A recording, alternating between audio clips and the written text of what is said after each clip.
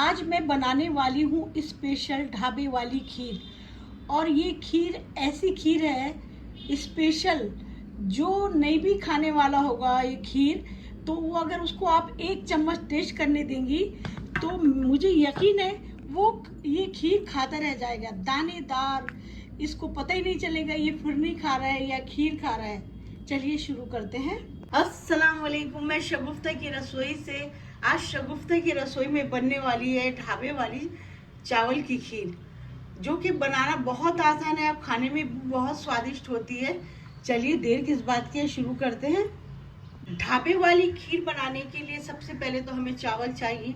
यहाँ पे ये मैंने नुनिया चावल लिया है, वो भी नया चावल लिया है और मैंने 2 घंटे पहले इसको भिगा के रखा था। खीर के लिए चावल हमेशा आप नया लेंगी तो ज़्यादा अच्छा रहता है, क्योंकि नए चावल से क्या होता है खीर एकदम बढ़िया, एकदम लचलची बन के तैयार होती है। और देखिए 2 घंटे पहले इसको मैंने सुखा लिया था, एक कपड़े में रख के, इसको कॉटन के कपड़े के ऊपर रख के मैंने इसको सुखा लिया है। और 2 घंटे पहले मैंने इसको भिगाया था। चावल की जो खीर बनाने के लिए कम से कम कुछ भी नहीं हो तो आधी घंटा पहले या 1 घंटा पहले तो ज़रूर भिगाइए। और ये तो मैंने 2 घंटे पहले भिगाया। और यहाँ भी मैंने कुछ नारियल लिया है, कुछ काजू लिया है, थोड़ा किशमिश है, बादाम है, इसको काट के रखा है। और कुछ मैंने ये नारियल कस के लिया है और 1 कटोरी चीनी लिया है। और यहाँ पे मैंने 2 लीटर दूध उबालने रख दिया था पहले से। अब मुझे करना क्या है, ये जो चावल है तो मैं यहाँ पे ये 2 मिट्टी चावल लूँगी। मैंने ये ½ केजी चावल लिया है, लेकिन मुझे सारा इस्तेमाल नहीं करना है। कितना इस्तेमाल करना है वो आपको मैं बाद में बताती हूँ। ये मैंने 2 मुट्ठी चावल लिया और इसको एकदम अच्छे से, क्योंकि ये तो भीगा हुआ चावल है ना, और अच्छे से देखिए इसको ऐसे इस तरह से मसलिए इसको।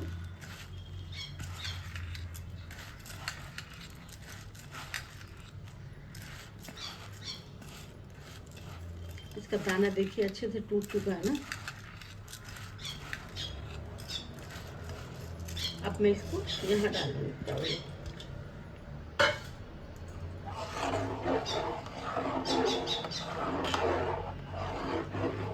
इस तरह से डालने के बाद से इसको उबालिए और इसको मैं गैस हल्का करके दूसरे गैस पर रख देती हूँ और आगे की तैयारी करते हैं। उधर मैंने चावल डाल के हल्का गैस खोल के रख दिया है। और ये मैंने 1 छोटा चम्मच देसी घी लिया है। देसी घी मैंने अच्छे से गर्म कर लिया है। अब मुझे करना क्या है, ये जो मैंने काजू निकाला है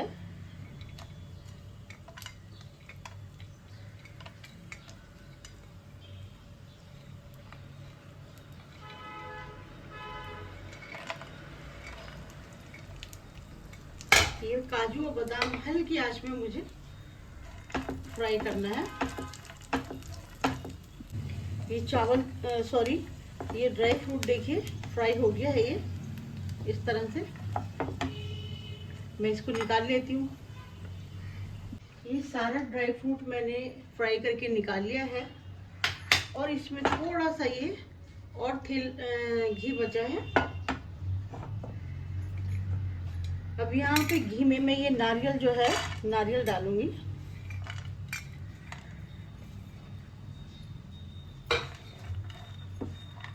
हल्की आंच में करना है ये।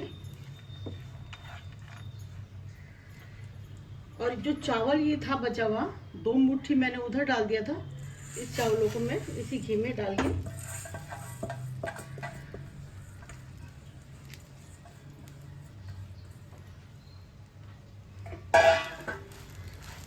हल्की आंच में मुझे इसको फ्राई करना है। ज़्यादा फ्राई नहीं करना है, बस हल्का सा जो इसमें से ज़रा खुशबू आ जाए। देखिए चावल एकदम अच्छे से भुनने लगे हैं, खुशबू भी आने लगी है इसमें अच्छे से। अब यहाँ पे मैं गैस बंद कर दूंगी, क्योंकि बस इतना हो जो चावल भुनने में हल्की खुशबू आने लगे, तो इतना ही चावल रखना है। मैंने गैस बंद कर दिया है और गैस बंद करने के बाद भी आप इसको चलाते रहिए, क्योंकि ऐसा होता है ना, तवा गर्म रहता है और फिर इसमें लगने का डर होता है। जब तक ये ज़रा ठंडा नहीं हो जाए इसको थोड़ा चलाइए, उसके बाद ही आप हाथ रोकिए। अब मैं इसका ठंडा होने का इंतज़ार करूँगी। ये लगभग आधा लीटर दूध मैंने ठंडा दूध निकाल लिया था, और मैंने क्यों निकाला है वो मैं आपको अभी बताती हूँ। तो यहाँ पे देखिए चावल डालने के बाद फिर अच्छे से उबाल आ रहा है। मैंने गैस हल्का करके रख दिया था। चलिए वहाँ चावल पीसने की तैयारी करते हैं। यहाँ पे चावल मैंने मिक्सी में डाल लिए ठंडे होने के बाद, और इसको मैं एकदम बारीक तरीके से पीसूँगी। ये मैंने सारे चावल पीस के निकाल लिए हैं, और क्योंकि चावल इतना पीसिए जो सूजी की तरह बारीक दरदरे हो, इसको एकदम अच्छे से पीस लिया है मैंने। और यहाँ पे मैंने ये इसका जो आधा चावल था तो ये ठंडे दूध में डाल के मिक्स किया है मैंने। डायरेक्ट गर्म दूध में मत डालिए, क्योंकि इसमें जो है गांठ पड़ जाता है सारा। ये देखिए एकदम अच्छे से। और लगभग ये आप 250 ग्राम चावल है,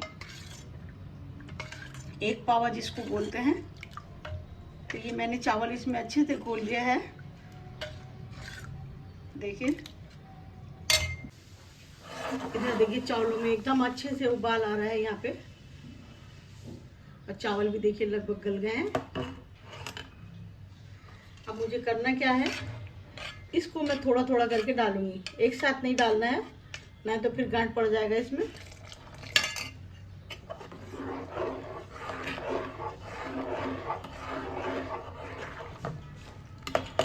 अब थोड़ा फिर डालूंगी मैं।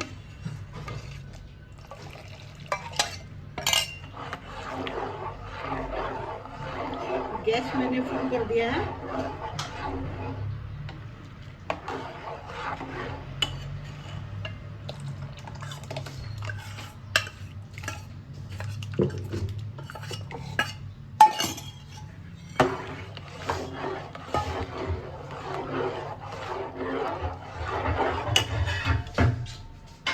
ये चावल डालने के बाद से जो मैंने ये चावल पिसा हुआ चावल डाला है, तो इसको एक बार अच्छे से चलाते रहिए जब तक इसमें उबाल नहीं आ जाए। ये चावल डालने के बाद से एक बार अच्छे से उबाल आ गया है, और जब चावल आप डालें तो डालने के बाद से इसको कंटिन्यू चलाते रहिए जब तक अच्छे से उबाल नहीं आ जाए। और मैंने कोई दूध इसमें कोई अलग से स्पेशल दूध नहीं डाला है, जो डेली हमारे घर में यूज़ होता है दूध वही मैंने इस्तेमाल करा है। अमूल का जो पैकेट वाला दूध होता है वो लिया है मैंने। अब यहाँ पे मुझे क्या करना है, ये देखिए माशाल्लाह एकदम अच्छे से गाढ़ा भी होने लगा है।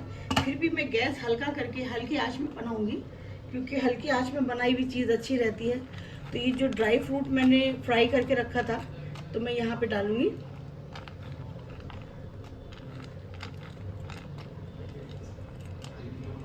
थोड़ा मैंने रोक लिया है और गार्निश करने के लिए।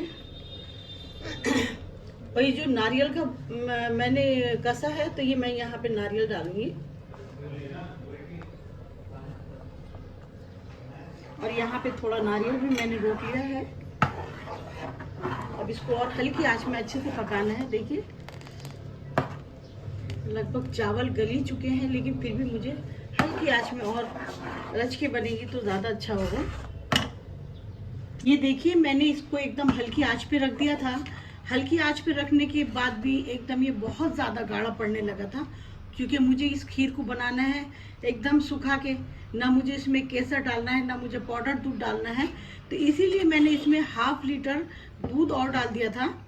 इसमें लगभग एक पावा चावल में 250 ग्राम चावल में 3 लीटर दूध एकदम बिल्कुल सही इसका हिसाब है। क्योंकि मैं 2.5 लीटर डाल रही थी तो 2.5 लीटर सही नहीं रहेगा, 3 लीटर दूध डालिए कम से कम 250 ग्राम चावल में। और चावल हमेशा नया लीजिए। नए चावल में देखिए माशाल्लाह एकदम अच्छे से बन रही है ये।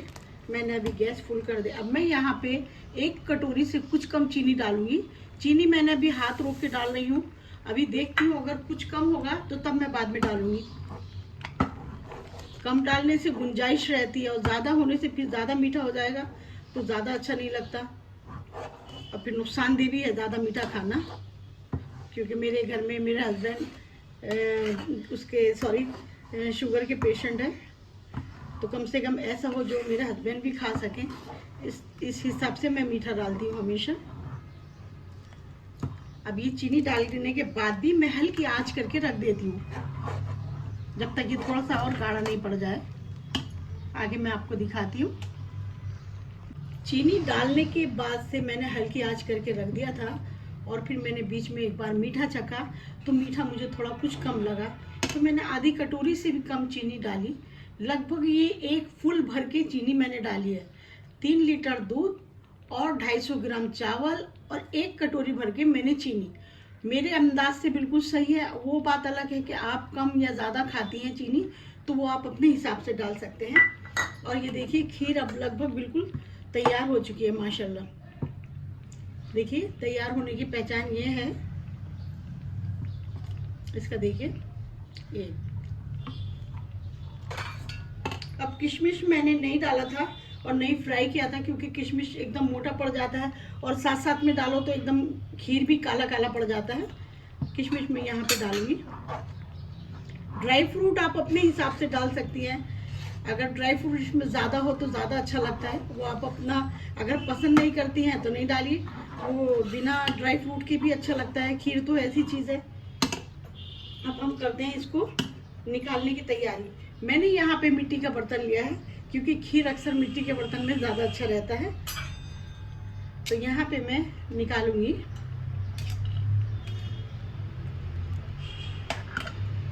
और अब मैं गैस बंद कर देती हूँ। देखिए कितनी क्रीमी क्रीमी हुई है खीर माशाल्लाह। जो एक बार खाए तो खाता रह जाएगा, ऐसी खीर हुआ है। अब ये सारा खीर मैंने मिट्टी के बोल में निकाल लिया है। अब मैं ठंडा होने का इंतज़ार करूँगी। और जो बाकी बचा है ये मैंने छोटी छोटी कटोरी भी लिया है, बाकी का मैं कटोरी में डालूंगी।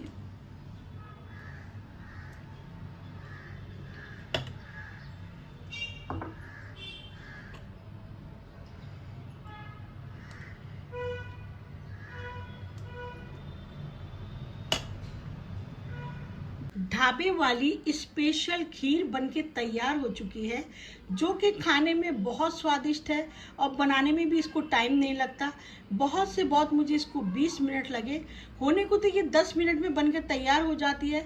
जब दूध पका लेंगे उसके बाद से 10 मिनट में तैयार हो जाती है, लेकिन मैंने दूध पकाने के बाद 20 मिनट में इसको बना के तैयार किया है, क्योंकि दूध इसका अच्छे से मैंने सुखाया, ताकि इसको खाने के बाद ऐसा लगे जैसे हम खीर खा रहे हैं या फिरनी खा रहे हैं। और कसम से आप ये रेसिपी ज़रूर ट्राई कीजिए। जब आप ये खीर घर में फैमिली को बना के खिलाएंगी तो शायद आप ढाबे की खीर खाना भूल जाएंगी। ये स्पेशल खीर ऐसी खीर है कि आप इसको गरम भी खा सकती हैं, और इसको ठंडा करके भी खा सकती हैं। मैंने इसको बनाने के बाद से कम 2 घंटा मैंने फ्रिज में रखा था, और फ्रिज में रखने के बाद ये बहुत अच्छे से सेट हो गई है। और देखिए ये दानेदार एकदम से, आपको पता ही नहीं चलेगा ये आपका फिरनी है या खीर है। और इसको बनाने के बाद मिट्टी के बर्तन में रखें तो ज़्यादा अच्छा रहता है। होने को तो आप स्टील के बर्तन में, शीशे के बर्तन में रख सकती हैं, लेकिन मिट्टी के बर्तन में क्या होता है, ये बहुत अच्छे से, एक तो सोनी सोनी खुशबू आती है मिट्टी के बर्तन में, और ये बहुत अच्छे से सेट हो जाती है। और सबसे बड़ी अच्छा ये क्या है, इसमें ना केसर डालने की ज़रूरत है, ना पाउडर दूध डालने की ज़रूरत है, ना मावा डालने की ज़रूरत है। अगर कोई मेहमान आ रहा है तो मेहमान की खबर मिलती है, तो आप झटपट इसको बना के मेहमान के आगे रख सकती हैं। इधर आप मेहमान से बात करती रहिए, इधर आपका ये खीर बन के तैयार हो जाएगा स्पेशल वाला, और मेहमान भी खाने के बाद खुश होगा। अगर मेरी ये रेसिपी अच्छी लगी है तो करना क्या है, एक प्लीज़ लाइक शेयर सब्सक्राइब ज़रूर कीजिए। मैं 50+ हूँ, इतना मेहनत करती हूँ आप लोग की प्यार की खातिर, तो आपका भी तो एक फ़र्ज़ बनता है ना कि मुझे एक बार लाइक शेयर सब्सक्राइब ज़रूर कीजिए, और कमेंट में लिख के बताइए मेरी ये रेसिपी कैसी लगी, और ये घर में बना के ज़रूर ट्राई कीजिए। जब तक दुआओं में याद रखिए, इंशाल्लाह जल्दी एक नई रेसिपी के साथ मुलाकात होगी। एक बात कहना भूल गई मैं, मिट्टी का बर्तन इस्तेमाल करने से पहले उसको पहले अच्छे से धो लीजिए।